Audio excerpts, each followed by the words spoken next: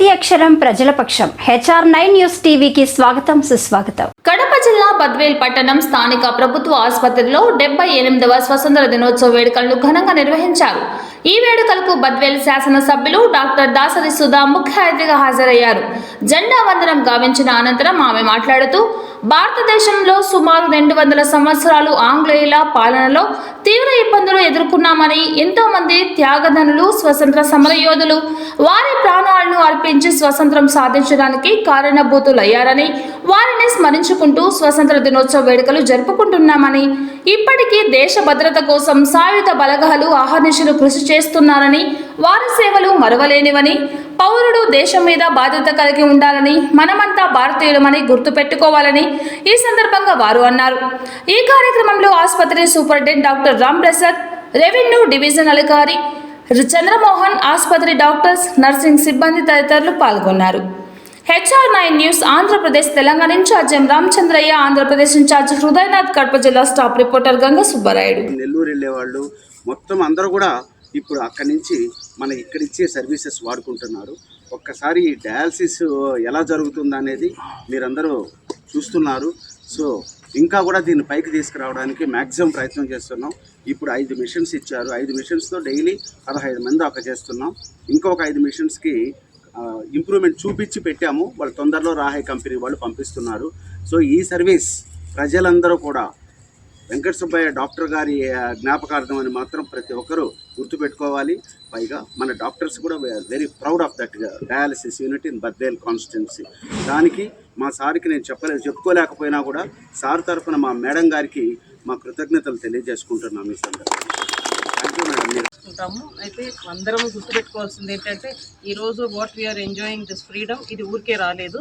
ఎంతోమంది ప్రాణత్యాగం చేసి ఎన్నో కష్టాలు కోర్చి 200 సంవత్సరాల స్లేవరీ నుంచి మనము ఈరోజు ఇండిపెండెన్స్ డే, ఆ రోజు 1947 మనకు వచ్చిన ఇండిపెండెన్స్ డే ఈరోజు 78 సంవత్సరాల తర్వాత కూడా మనం జరుపుకుంటున్నాము. అయితే గుర్తుపెట్టుకోవాల్సింది ఏంటంటే అప్పుడు ప్రముఖులు చేసిన ప్రాణత్యాగం కానీ, ఆ తర్వాత స్వాతంత్రం వచ్చిన తర్వాత కూడా బార్డర్లో ఎంతోమంది ప్రాణత్యాగం చేసినందుకు మనం ఈరోజు అందరం కూడా సేఫ్గా, హ్యాపీగా మనము ప్రతి ఇయర్ సెలబ్రేట్ చేసుకుంటున్నాం. కాబట్టి వాళ్ళందరినీ మనం స్మరించుకొని మనమంతా కూడా ఇర్రెస్పెక్టివ్ ఆఫ్ ఎలాంటి మన కల్చరల్ బ్యాక్గ్రౌండ్ ఉన్నా కూడా మనమందరం కూడా ఇండియన్స్ అన్నది ఎప్పుడు గుర్తుపెట్టుకొని ఉంటే మన దేశం ఇంకా ముందు కూడా పురోగతి చెందుతుందని మనమంతా కూడా గుర్తుపెట్టుకోవాలా. ఇప్పుడు మనం బద్వేల్ ఒక యూనిట్గా తీసుకుంటే కూడా ముందుకు ఇప్పటికీ కూడా మనం ఎంతో డెవలప్ చేసుకోగలిగినాం మన కాన్స్టిట్యుయెన్సీ.